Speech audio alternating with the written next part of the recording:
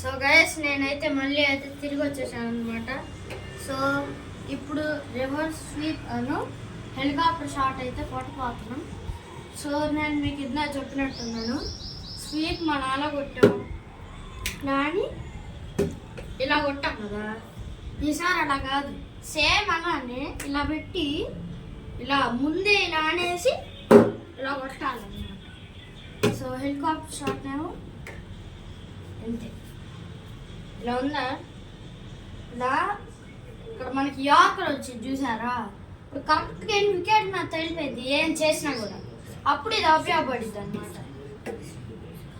ఇప్పుడు మనం ఇలా కొట్టామనుకో మన బ్యాట్ జారిపోయి మళ్ళీ వికెట్ నాకు తెలియదు, సెల్ఫ్ అవుట్ అయింది.